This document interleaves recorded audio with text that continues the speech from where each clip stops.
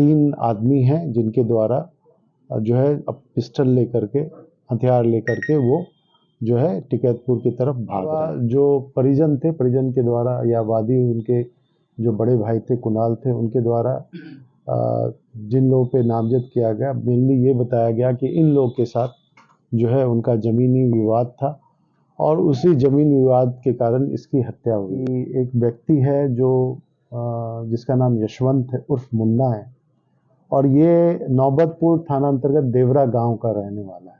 तो जो फुटेज हमें मिले थे और जो उसका चेहरा था वो थोड़ा जो है उसमें काफ़ी सिमिलरिटी थी। सराय में, मनेर थाना अंतर्गत सराय में एक कुणाल मेडिकल स्टोर था, उसमें एक गोरख राय नाम का व्यक्ति उस मेडिकल स्टोर में था। तो सवेरे करीब 9 बजे कुछ अज्ञात 3 मोटरसाइकिल वाले सवार आते हैं और आकर के उन पे फायरिंग करते हैं, जिनको फिर पारस अस्पताल ले जाया जाता है, जहाँ उनकी मृत्यु हो जाती है।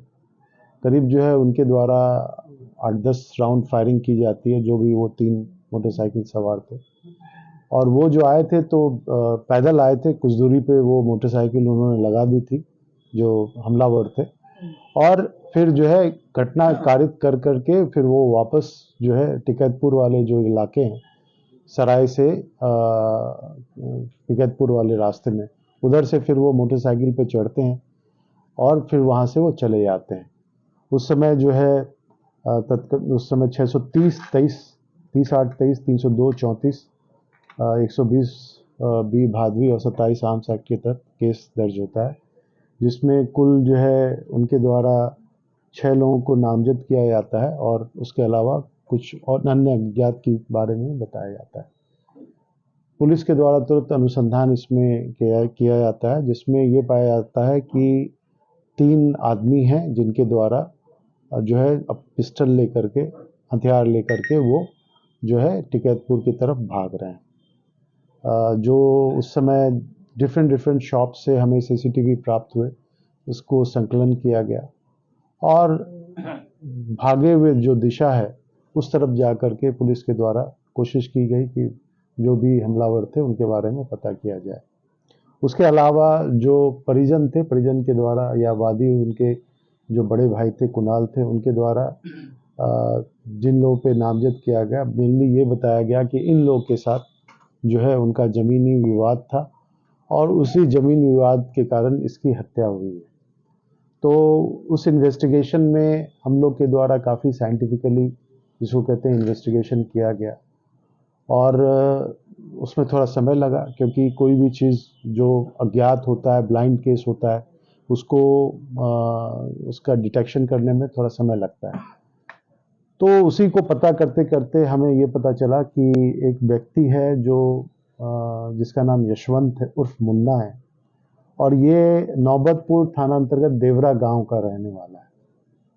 तो जो फुटेज हमें मिले थे और जो उसका चेहरा था वो थोड़ा जो है उसमें काफ़ी सिमिलरिटी थी।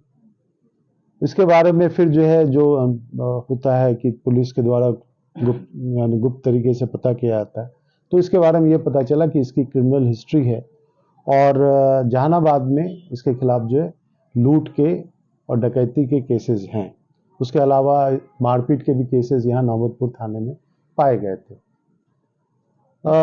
और भी जिसको कहते हैं वैज्ञानिक अनुसंधान किया गया, जिसमें डंप डाटा ये सब एनालिसिस किया गया, तो उसमें भी थोड़ा जो है टेक्निकली उसका कुछ संदिग्ध रोल पाया गया।